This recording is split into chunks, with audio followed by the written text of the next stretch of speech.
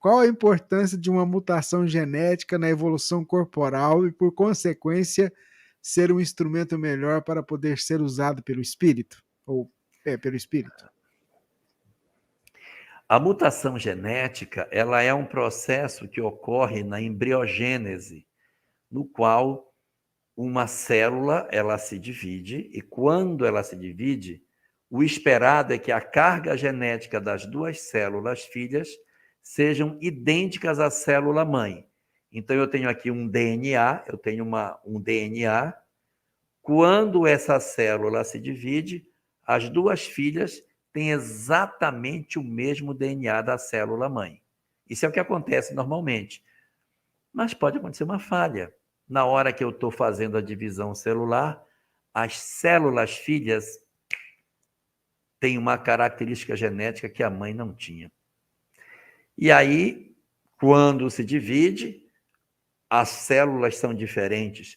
E nessa divisão, uma delas pode não sobreviver, porque ela tem algumas características de mutação que não dá a ela a sobrevivência. Ela morre.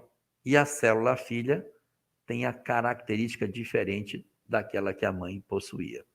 Aí ela vai se replicar com essa nova característica. E todas as células que decorrem dessa mutação serão todas distintas. Então, imagine que você experimenta uma mutação logo nas primeiras divisões celulares. Um ovo se formou, espermatozoide e o óvulo se encontraram, começou as primeiras divisões e logo no começo, pam, ocorre a mutação.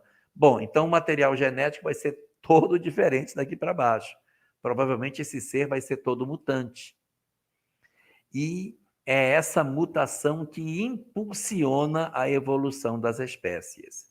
Porque se não existisse mutação, nós estaríamos até hoje no mesmo estágio evolutivo de antes. Então, a mutação é que empurra a evolução.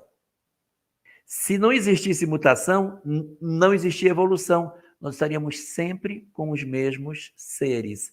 É a mutação que faz surgir uma característica no animal em que ele tem uma determinada capacidade de sobrevivência maior num determinado meio ambiente, e aí a espécie que se adapta menos morre e a espécie com a mutação se adapta melhor e sobrevive.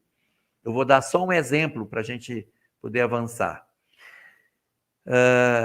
Na região da Inglaterra, existe uma região lá na Inglaterra chamada região de Manchester. E lá existem umas pedras aonde essas pedras são pedras feitas como de brita, toda manchadinha de preto e branco, cinza, aquelas pedras tipo brita para fazer concreto. Então tem essas pedras lá na região de Manchester. E tem uma borboleta que ela vive nessa região. E ela tem as asinhas exatamente semelhantes às asinhas dela, até muito parecida com a pedra. Quando o pássaro vem para comer essa borboletinha, ela corre na pedra e se deita na pedra. Aí o pássaro passa, cadê? Estava vendo aqui. Ela se camufla na pedra porque as costas dela são exatamente igual ao padrão da pedra. E ela sobrevive.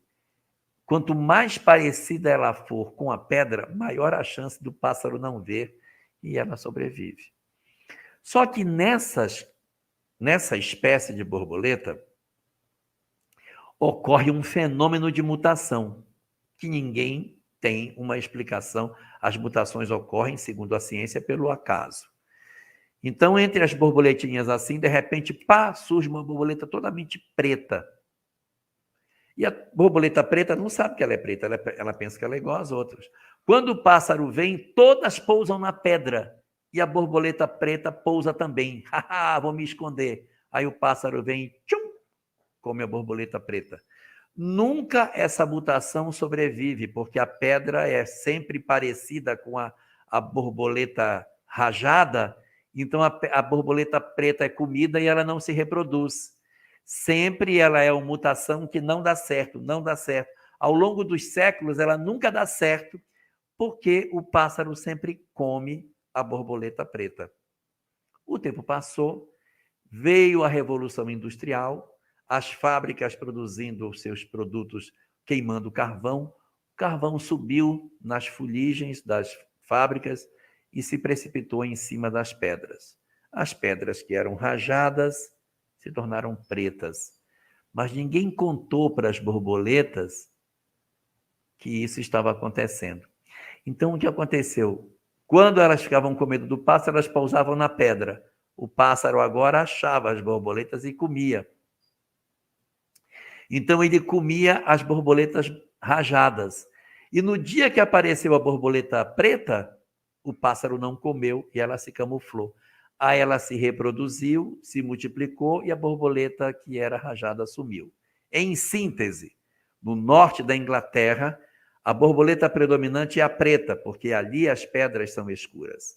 No sul da Inglaterra, não é assim. As pedras continuam ainda rajadas. A borboleta preta não sobrevive, continua rajada.